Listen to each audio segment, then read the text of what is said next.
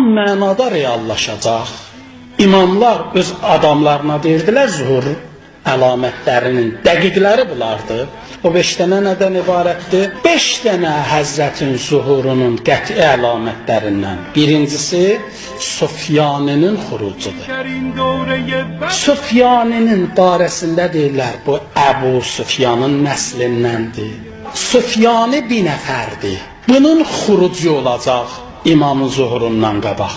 Harda bu xuruc eləyəcək? Deyirlər, bu Şamda xuruc eləyəcək, Suriyada xuruc eləyəcək. Özü də din adı ilə xuruc eləyəcək.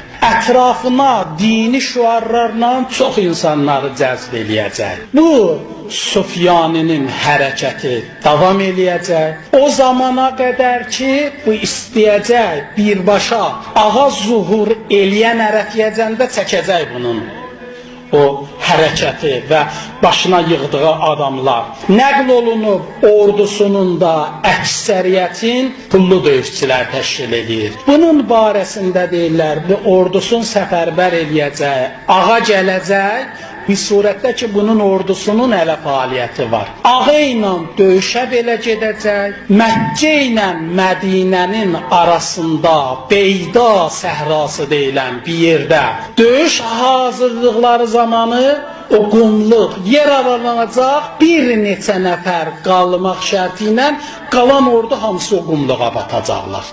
Beyda səhrasında qumun içində tufana qərq olacaqlar, batacaqlar. Amma nəql olunub Beyda hadisəsi baş verənə qədər Süfyaninin ordusu Nəcəf və Küfə şəhərində kütləvi surətdə şiələri qətlam eləyəcəklər.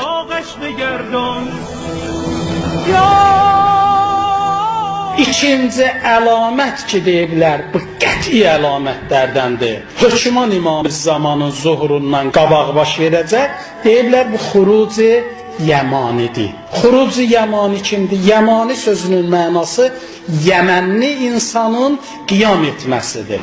Bu adamın barəsində deyirlər, bu Yəməndə qiyam eləyəcək, bir dənə sərkərdə, ətrafına adamlar yığacaq, haqqı bir insandır, bir dənə ədalət mehvər bir insandır, ədaləti bərqərar eləmək məqsədi ilə qiyam eləyəcək və hədislərimizdə İmam-ı Baqir ağa buyurur ki, Yəmani o ildə qiyam eləyəcək ki, o ildə həm Süfyani qiyam eləyəcək, həm Xorasani qiyam eləyəcək, həm Yəmani. Amma bunların içindən ən çox Allah bərəkəti Yəmani qoşununa verəcək. ندیدم نگاری به زیبایی تو، نداری مریضی به بدحالی من، ندیدم دمی چون مسیحایی تو. Üçüncü əlamət ki, İmam-ı Zaman ağanın zuhuru üçün qeyd ediblər ki, hətmi baş verəcək, nöqsansız olaraq baş verəcək. Deyiblər, Nəfs-i Zəkiyyənin ya Seyyid-i Həsəninin qətlidir. Nəfs-i Zəkiyyə sözünün mənası o pak insan deməkdir. Seyyid-i Həsəni, yəni İmam Həsən nəslindən olan o Seyyid. Sözü gedən adam İmam Həsən nəslindən olan bir dənə pak insandır. Haqqında qeyd olunub heç bir hərbdə iştirak eləməyən bir adamdır. Bu adam barəsində qeyd olunub ki, ola bilsin Məkkədə ömrə təvafı yerinə yetirdiyi zamanda orada oğurlanılsın. Oğurlanandan sonra bütün dünya bu Seyyid-i Həsəninin oğurlanmasından xəbərdar olacaq və baxmayaraq ki, çoxları onun azad olması üçün çalışacaqlar, amma bir zaman eşidəcəklər bu Seyyid faciəli şəkildə öldürülür. O da Nəfs-i Zəkiyyədir ki, Seyyid-i Həsəni də verdilər. Onun qətlindən 15 gün sonra İmam-ı Zaman zuhur eləyəcək. Rəməzan ayında bunun oğurlanması və öldürülməsi qeyd olunub və nəql olunub ki, 15 gün dəqiqən bu hadisədən sonra ağanın zuhurudur.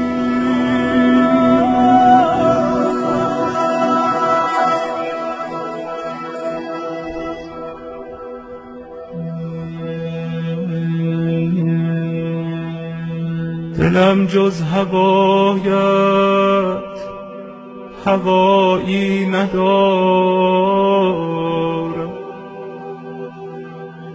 لبم غیر نامت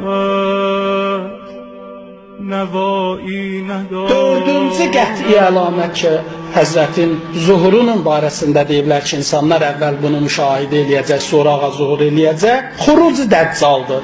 Dəccal barəsində bu məsələnin qəti olduğunda şübhə yoxdur. Amma Dəccal nədən ibarətdir, biraz aydınlaşmayıb. Bilinmir Dəccal bir nəfər fərdidir, ya Dəccal bir dənə cərəyandır, bir dənə hərəkətdir, bir dənə qoşundur. Bunun barəsində dəqiqləşmə tam şəkildə deyil. Amma o ki haqqında var, budur ki, yüksək texnologiya malik olacaq və ətrafında da insanlar cəm olacaq. Amma Dəccalın məhv olması ağa tərəfindən yox, Şam diyarında Həzrəti İsa'yı Məsihin əli ilə baş tutacaq. Nəql olunub Həzrəti İsa'yı Məsih ki, zuhur eləyib, ağadan qabaq dünya üzünə gələcək, Dəccalla mübarizə Həzrəti Məsihin öhdəsində olacaq və Dəccalı məhv eləyəcək. که این زندگانی وفایی. Beşinci əlamət ki, İmam-ı Zaman ağanın zuhurunun əlamətlərindəndir və qətidir, deyiblər seyhi asimanıdır. Seyhi asimanı, yəni göydən gələn, asimandan gələn sədadır. Bu sədanın barəsində deyiblər, bu səda mümkündür 3 dəfə baş vermiş ola. Özü də bu şəkildə qeyd olunur ki, bütün dünya bəşəriyyəti bu sədadan xəbərdar olacaq və bir saat ərzində bütün dünyanın söz mövzusu olacaq.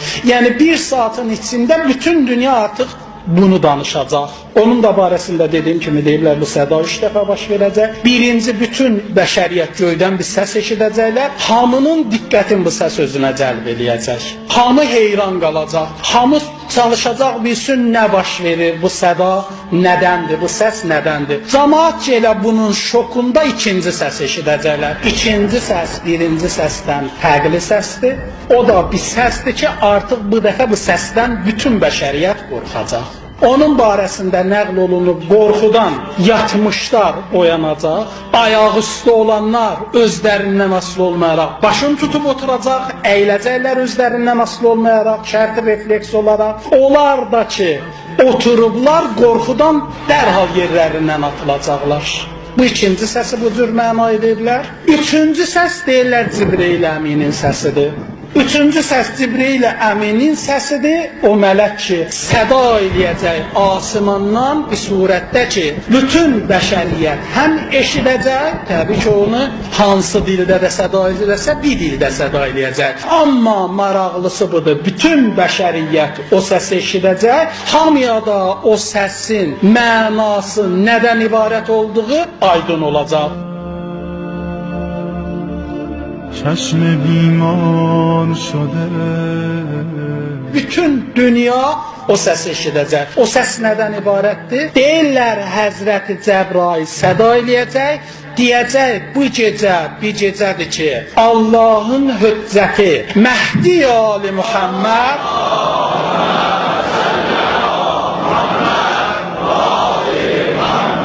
zuhur eləyib və bütün bəşəriyyət ondan itaətə tərəf yönəlsin. İmam-ı Baqir ağa bunu nəql eləyəndən sonra buyurdu, o gecə Cümə axşamı olacaq, Ramazan ayının 23-cü gecəsi olacaq. Ondadır ki, o səs eşidəcək və hər kəs o səsə müntəzir olsa, hər kəs o səsə ləbbeyk desə bizdəndir, hər kəs o səsin müqabilində əhli itaət olmasa, o səsi icabət eləməsə bizdəndir.